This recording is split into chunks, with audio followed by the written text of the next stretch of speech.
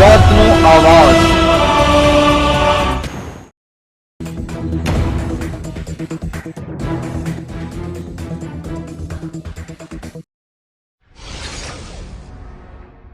ભરૂચ જિલ્લાના અંકલેશ્વર તાલુકાના સારંગપુર વિસ્તારના મદનીનગર ખાતે હાથફેરો કરી તસ્કરો પલાયન। ભરૂચ જિલ્લાના અંકલેશ્વરના સારંગપુર વિસ્તારના મદનીનગર ખાતે હાથફેરો કરી પલાયન થઈ જતા રહીશોમાં ફફડાટ જોવા મળ્યો હતો।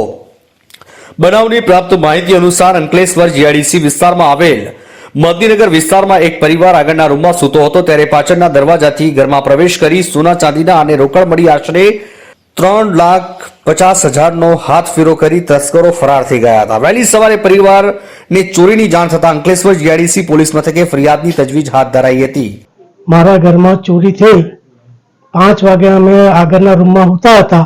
5 વાગે આવીને પાછળ જોયું તો સ્ટાફર લોક બંધ કરેલું, પાછળથી જોયું તો ચોરી થયેલી હતી। અમારા ઘરમાં લગભગ 3.5 લાખનું સોના ચાંદી જેવું લઈ ગયા છે એ લોકો, અને અમારે જીઆઈડીસી પોલીસ સ્ટેશનમાં જઈને ફરિયાદ કરી 5 વાગે।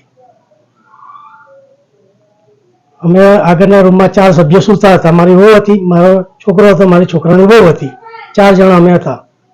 અમે પાછળથી જોયું તો સ્ટોપર લોકર પાછળનું બંધ કરી દીધેલું હતું। એ લોકોએ પાછળથી જોયું તો બધું તોડ ભાંગ કરીને જોયું તો ચોરી થયેલી।